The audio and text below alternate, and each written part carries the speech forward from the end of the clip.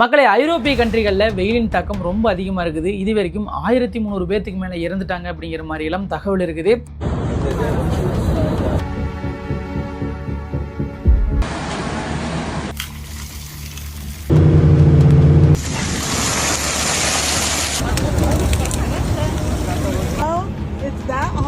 சாலை வசதி பெரிய அளவு பாதிக்கப்பட்டிருக்குது. ரயில் வசதிகள் துண்டிக்கப்பட்டிருக்குது. ஏர்போர்ட் எல்லாம் பார்த்தீங்கன்னா இயங்காமல் இருக்குது. மின்சார வசதிகள் தடைப்பட்டிருக்குது. ஒரு வெயில் அப்படிங்கிற ஒரு விஷயத்தினால பார்த்தீங்கன்னா இவ்வளோ விஷயங்கள் நடந்திருக்குது. அங்கே வந்து இப்போ எவ்வளோ வெயில் பதிவாயிட்டு இருக்குது அப்படின்னு கேட்டிங்கன்னா 109 அந்த மாதிரிலாம் பதிவாயிட்டு இருக்குது. என்னடா 109 தாண்டா, இங்கே இருக்கிற ஈரோடு, சேலம் எல்லாம் நம்மளாம் ரெகுலராக பார்த்துட்டு இருக்கிறோம் அப்படிங்கிற மாதிரி நம்ம எல்லாரும் நினச்சிக்கலாம். ஆனால் வந்து ஐரோப்பிய கண்ட்ரிகளுக்கும் பார்த்தீங்கன்னா இந்தியா கண்ட்ரிகளுக்கும் நிறைய டிஃப்ரென்ஸ் இருக்குது. ஏன் ஐரோப்பிய கண்ட்ரிகள்னால இந்த 109 டிகிரி செல்சியஸை தாங்க முடியல, இதுக்கு பின்னாடி என்னவெல்லாம் இருக்குது, ஏன் வெப்ப அலை வந்து இவ்வளோ அதிகமாக வீசிட்டு இருக்குது அப்படிங்கிறதெல்லாம் டீட்டெயிலாக பார்க்கலாமாங்க. மக்களே, இந்த நியூஸ் வந்து எல்லாருமே தெரிஞ்சுக்க வேண்டிய நியூஸ் தாங்க. இதை வந்து நம்ம தெரிஞ்சுக்காம விட்டுட்டோம் அப்படின்னு சொன்னால் இப்போ ஐரோப்பிய கண்ட்ரிகளில் நடக்கிறதான் ஃபியூச்சரில் நம்மளுக்கு நடக்கிறதுக்கும் அதிக வாய்ப்புகள் இருக்குது. ஸோ இது வந்து ஒரு இன்ஃபர்மேட்டிவான வீடியோ தான். வீடியோ முழுசாக பாருங்கள், இன்ட்ரெஸ்டிங்காக இருக்கும். இந்த வீடியோ பிடிச்சிருந்தா உங்கள் ஃப்ரெண்ட்ஸ் அண்ட் ஃபேமிலிக்கும் ஷேர் பண்ணுங்கள், அவங்களும் இந்த நியூஸை தெரிஞ்சுக்கிட்டும். ஃபர்ஸ்ட் பார்த்தீங்கன்னா ஃப்ரான்ஸ், ஜெர்மனி, ஸ்பெயின், செக் குடியரசு போன்ற நாடுகள் எல்லாம் பார்த்தீங்கன்னா இப்போ அதாவது ஐரோப்பிய நாடுகள் எல்லாமே பார்த்தீங்கன்னா வெப்ப அலை வீச்சு வந்து ரொம்ப அதிகமாக இருக்குது அப்படிங்கிறதான் மிகப்பெரிய விஷயமா இப்போ பேசப்பட்டு வந்துட்டு இருக்குது. மக்கள் எல்லாருமே பார்த்தீங்கன்னா கடைகளில் ஏசி வாங்குறதுக்கு ஓடிட்டு இருக்கிறாங்க. பொதுவெளிகளில் மக்களுக்கு ஏசி பாயிண்ட்ஸ் எல்லாம் அமைக்கப்பட்டிருக்குது. நிறைய கூலிங் டவர்ஸ் அமைக்கப்பட்டிருக்குது. அது மட்டும் இல்லாமல் சாலைகளில் இருக்கிற பெரிய பெரிய பாலங்கள் எல்லாம் இருக்கு இல்லையா, அந்த பாலங்களில் இருக்கிற இரும்பு கம்பிகள் எல்லாம் பார்த்தீங்கன்னா நீர்கள் வந்து அடிச்சு அதை வந்து கூல் பண்ணிட்டு இருக்கிறாங்க. அதாவது அங்கே இருக்கிற மக்கள் எல்லாம் ரொம்பவே அவதிப்பட்டு இருக்கிறாங்க அப்படிங்கிற மாதிரி தாங்க இருக்கு. சரி, இப்போ எதனால இந்த விஷயம் நடக்குது அப்படிங்கிறத நம்ம ஃபர்ஸ்ட் தெரிஞ்சுக்கிட்டே ஆகணுங்க.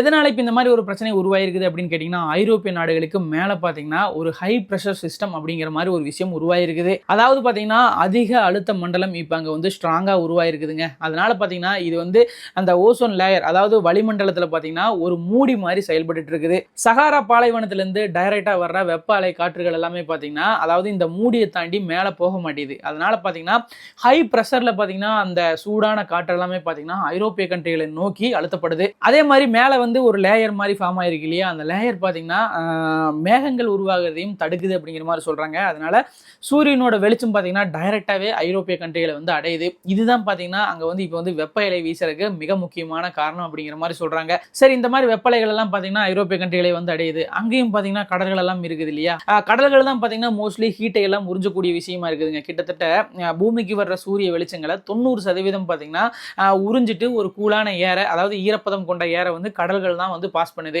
ஆனா இப்ப வந்து கடல்களும் பாத்தீங்கன்னா அங்க வந்து ஹீட்டான நிலைமையில தான் இருக்குது. அப்படிங்கிறதுனால இப்ப கடல்கள்ல இருந்து வர்ற காற்றோட ஈரப்பதம் பாத்தீங்கன்னா அங்க ரொம்ப கம்மியா தான் இருக்குது. இந்த வெப்பலை வீச்சு வந்து அந்த ஈரப்பதத்தையும் ரொம்ப ட்ரை ஆக்கி ஃபுல்லாமே பாத்தீங்கன்னா சூடான காற்றா மட்டும்தான் அனுப்புதுங்க. இது சரி, இதனால ஏன் மக்கள் எல்லாம் பாதிக்கப்படுறாங்க அப்படின்னு கேட்டீங்கன்னா, இப்ப நம்ம ஊரையும் ஐரோப்பிய கண்ட்ரிலையும் நம்ம கம்பேர் பண்ணி பார்த்தோம்னு வச்சுக்கோங்களேன், 9 மாசம் வந்து அங்க குளிர்காலமா தான் இருக்கும். நம்ம கண்ட்ரி மாதிரிலாம் இருக்காது. அங்க வந்து மக்களோட உடம்பும் பாத்தீங்கன்னா குளிர்காலத்துக்கு தகுந்த மாதிரி தான் பாத்தீங்கன்னா செட் ஆயிருக்குங்க. எக்ஸாம்பிளுக்கு சொல்ல போனா நம்மளோட தோல்கள் எல்லாம் பாத்தீங்கன்னா மெலனின் அப்படிங்கிற பொருள் வந்து ரொம்ப அதிகமா இருக்கும். அதனால என்ன அப்படின்னு கேட்டீங்கன்னா, ஒரு குறிப்பிட்ட கட்டத்துக்கு மேல பாத்தீங்கன்னா நம்மளுக்கு வந்து வெயில் அதிகமாகுது அப்படின்னு சொன்னா டைரக்டா மூளையில இருந்து அதாவது வியர்வை சுரப்புகள் எல்லாம் பாத்தீங்கன்னா நீங்க இயங்குங்க அப்படிங்கிற மாதிரி ஒரு சமிக்கை வந்து அவங்க கொடுக்கும். அதுக்கப்புறம் பாத்தீங்கன்னா வியர்வை வந்து ஈஸியா நம்மளுக்கு வந்துடும். வியர்வை வந்ததுக்கு அப்புறமா காற்று வந்து நம்ம மேல பட்டு நம்மளோட தோல் எல்லாம் ஓரளவுக்கு குளிர்ச்சியா இருக்குங்க. ஆனா வந்து இந்த ஐரோப்பிய கண்ட்ரிகளில் இருக்கிற மக்களோட தோள்கள் எல்லாம் பாத்தீங்கன்னா இந்த மெலனின் அப்படிங்கிற பொருள் வந்து ரொம்ப கம்மியா தான் இருக்கும். அது மட்டும் இல்லாம இந்த வியர்வை சுரப்புகளும் பாத்தீங்கன்னா அங்க வந்து இவ்வளவு நம்மளுக்கு இயங்குற மாதிரி எல்லாம் ரொம்ப ஸ்பீடாவெல்லாம் அவங்களுக்கு இயங்காது. ஏன்னா அவங்களோட உடம்பு எல்லாமே பாத்தீங்கன்னா குளிர்காலத்துக்கு ஏற்ற மாதிரி தான் பாத்தீங்கன்னா தயாராயிருக்குங்க. இந்த ஒரு விஷயம் தான் பாத்தீங்கன்னா இப்ப ஐரோப்பிய கண்ட்ரிகள்ல மிகப்பெரிய ப்ராப்ளமா இருக்குது. சொல்ல போனா ஐரோப்பிய கண்ட்ரிகள் எல்லாமே பாத்தீங்கன்னா இந்த சம்மர் அப்படிங்கிற விஷயத்தை வந்து ரொம்ப செலிப்ரேட் பண்ணுவாங்க. அதாவது அங்க வந்து வெயிலே இருக்காது. மோஸ்ட்லி பாத்தீங்கன்னா அங்க வந்து குளிர்காலமா இருக்கிறதுனால இந்த சம்மர் அப்படிங்கிற பீரியட்ல எல்லாம் அவங்க வந்து ரொம்ப செலிப்ரேட் பண்ணுவாங்க. அதாவது எப்பவுமே பீச்சஸ், அவுட் சைட் பார்ட்டிஸ், இந்த மாதிரி விஷயங்கள் எல்லாம் இந்த மாதிரி டைம்ல தான் ரொம்ப பண்ணுவாங்க.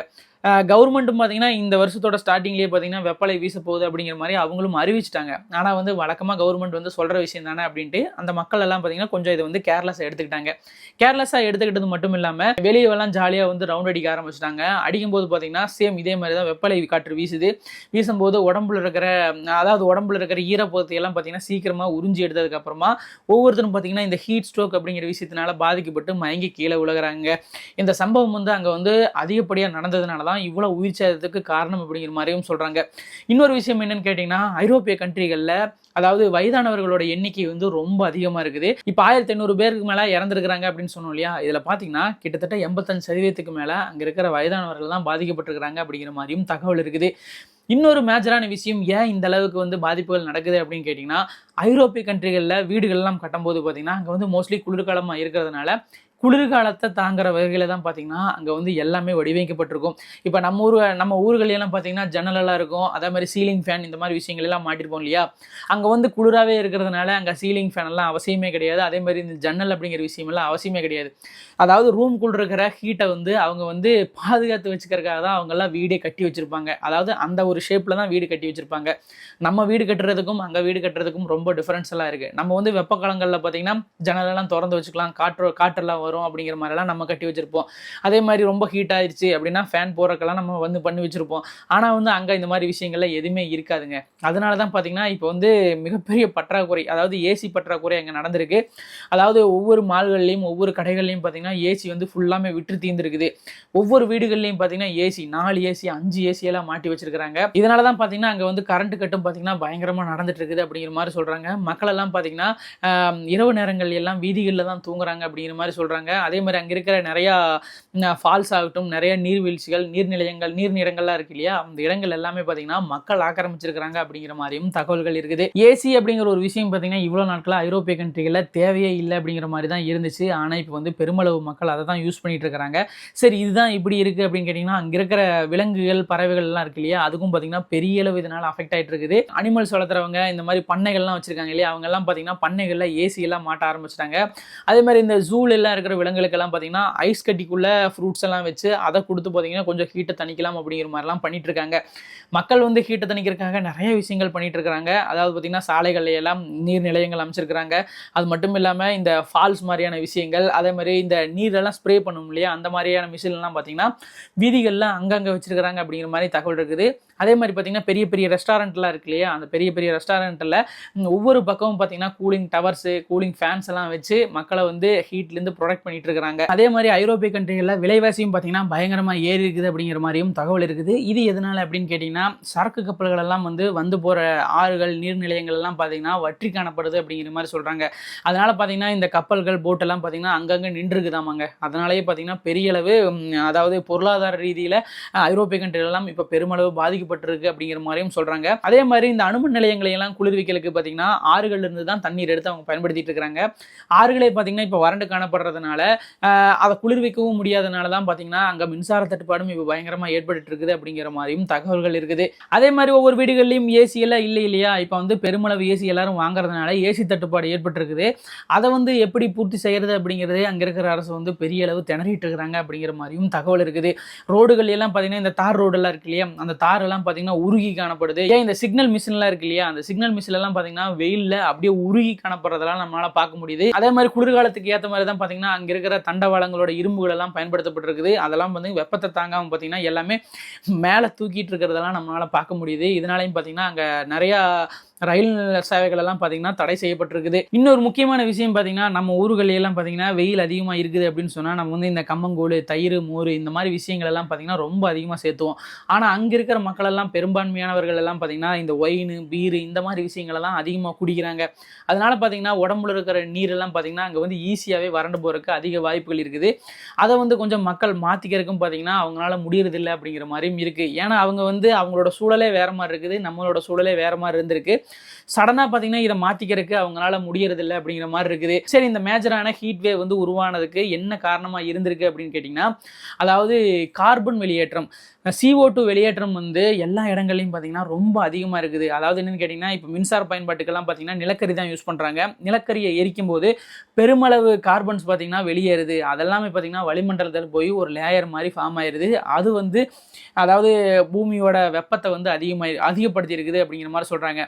1970களில் பார்த்தீங்கன்னா இதுக்கு முன்னாடியும் இதே மாதிரி ஒரு ஹீட் வேவ் வந்து அங்கே உருவாயிருக்குது. ஆனால் அப்போ வந்து பூமியோட வெப்பம் வந்து இந்த அளவுக்குலாம் கிடையாது. அப்போ வந்து மக்களால் இதை வந்து ஏற்றுக்கக்கூடிய அளவில் தான் இருந்துச்சு.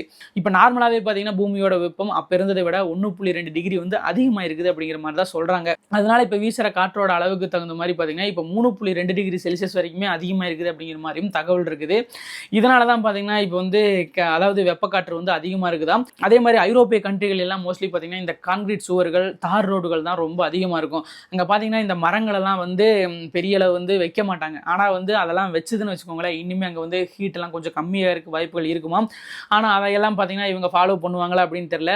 இந்த ஹீட் வேவ் வந்து இந்த வருஷம் மட்டும்தான் நடக்குமா அப்படின்னு கேட்டிங்கன்னா இன்னும் வரப்போகிற காலங்கள், அதாவது வரப்போகிற அனைத்து வருடங்கள்லையும் பார்த்தீங்கன்னா இந்த மாதிரி நடக்கிறதுக்கு அதிக வாய்ப்புகள் இருக்குது அப்படிங்கிற மாதிரி சொல்கிறாங்க. இதுலேருந்து தன்னை தக்காச்சுக்கு வச்சுக்கிறதுக்கு பார்த்தீங்கன்னா இந்தியாவோட கல்ச்சரை வந்து அங்கே யூஸ் பண்ணால் இன்னுமே நல்லா இருக்கும் அப்படிங்கிற மாதிரி தான் இருக்குது. இனிமேல் வீடெல்லாம் கட்டுறாங்க இல்லையா, வீடு கட்டுறவங்கலாம் பார்த்தீங்கன்னா இந்தியாவோட டிசைனுக்கு தகுந்த மாதிரி, அதாவது ஜன்னல்களெல்லாம் வச்சு சீலிங் ஃபேன் இருக்கிற மாதிரிலாம் வச்சு கட்டிட்டாங்கன்னா அவங்களுக்கு கொஞ்சம் இந்த மாதிரி விஷயங்கள் எல்லாம் எதிர்கொள்றதுக்கு கொஞ்சம் நல்லா இருக்கும் அப்படிங்கிற மாதிரியும் அறிஞர்கள் சொல்லிட்டு வராங்க. ஆனால் என்ன ஒரு பிரச்சனை அப்படின்னு கேட்டிங்கன்னா இந்த சம்மரில் மட்டும்தான் அங்கே வந்து இந்த மாதிரி ஒரு பாதிப்பு இருக்கும். ஆனால் மற்ற டைம்ல எல்லாம் பார்த்தீங்கன்னா அங்கே வந்து குளிர்காலம் தான் நிலவும். அதனால பார்த்தீங்கன்னா மக்கள் பெரிய அளவு அவதிக்குள்ளாக இருக்கிறாங்க அப்படிங்கிற மாதிரி தான் இருக்குது. இது எந்த அளவுக்கு அவங்க வந்து டேக்கிள் பண்ண போகிறாங்க அப்படிங்கிறது சத்தியமாக தெரிலங்க. அறிஞர்கள் என்ன சொல்ல வர்றாங்க அப்படின்னு கேட்டிங்கன்னா இந்த பாதிப்பு ஐரோப்பிய கண்ட்ரிகளுக்கு மட்டும்தான் இப்போ இருக்கா அப்படின்னு கேட்டிங்கன்னா கண்டிப்பாக இல்லை. இதே வந்து எல்லா நாடுகளுக்கும் ஏற்படுறதுக்கு அதிக வாய்ப்பு இருக்குது. ஏன்னா எல்லா நாடுகள்லேருந்தும் பார்த்தீங்கன்னா இந்த கார்பன் வெளியேற்றம் ரொம்ப அதிகமாக தான் இருக்குது. மரங்கள் வந்து அழிக்கப்பட்டு தான் வந்துட்டு இருக்குது. ஆனால் வந்து இதையெல்லாம் நீங்கள் இப்போவே கருத்தில் கொண்டு ஒரு சில விஷயங்களெல்லாம் பண்ணி வச்சுக்கிட்டீங்க. அதாவது என்னென்னா மரம் வளர்க்குறது, இந்த மாதிரி கான்கிரீட் வால்களெல்லாம் ரொம்ப அதிகமாக அமைக்காமல் இந்த கார்பன் வெளியேற்றம் எல்லாம் கொஞ்சம் கம்மி பண்ணிட்டு சூரிய மின்சாரத்துக்கு நீங்கள் எல்லாம் மாறுறீங்க அப்படின்னு சொன்னாவே கொஞ்சம் இந்த மாதிரி விஷயங்கள் எல்லாம் தவிர்க்கலாம் அப்படிங்கிற மாதிரி தான் சொல்கிறாங்க. சீரியஸாக 2024க்கு அப்புறம் இந்தியாவிலேயே பார்த்தீங்கன்னா வெப்பலை வீச்சு அதிகமாக தான் இருக்குது. எல்லா வீடுகளையும் பார்த்தீங்கன்னா ஏசிக்கு மாறிட்டோம். இப்போவே பார்த்தீங்கன்னா கரண்ட் தட்டுப்பாடு இங்கேயும் அதிகமாக தான் இருக்குது. ஃபியூச்சரில் கரண்ட் தட்டுப்பாடு அதிகமாகுது. கரண்ட் அதாவது எல்லா வீடுகள்லையும் பார்த்தீங்கன்னா மினிமலாக தான் நீங்கள் கரண்ட் யூஸ் பண்ணணும் அப்படிங்கிற மாதிரி ரெஸ்ட்ரிக்ஷன்லாம் கொண்டு வந்துட்டாங்க அப்படிங்கிற மாதிரி எல்லாம் இருந்துச்சுன்னு வச்சுக்கோங்களேன். நம்மளும் பார்த்தீங்கன்னா இந்த மாதிரியான ஹீட் வேவில் ரொம்ப அவதிக்குள்ளாகும் அப்படிங்கிற மாதிரி தான் இருக்குது. மக்களை இப்போ ஐரோப்பிய கண்ட்ரிகளில் நடக்கிற விஷயம் சீக்கிரமாகவே நம்ம நாடுகள்லையும் வர்றதுக்கு அதிக வாய்ப்புகள் இருக்குது. நம்ம தான் பார்த்தீங்கன்னா இந்த விஷயத்தை எல்லாம் புரிஞ்சு நடந்துக்கணும் அப்படிங்கிற மாதிரி தான் இருக்குது. ஐரோப்பிய கண்ட்ரிகளில் இந்த ஹீட் வேவ் அப்படிங்கிறதுனால இன்னைக்கு 1300 பேர்த்துக்கு மேலே இறந்துருக்கிறாங்க. இது வந்து பெரிய அளவு பேசப்பட்டு வந்துட்டு இருக்குது. இதை பற்றி உங்களுக்கு கருத்து என்ன அப்படிங்கிறதையும் காமெண்ட் பாக்ஸில் மறக்காம கூட ஷேர் பண்ணிக்கோங்க.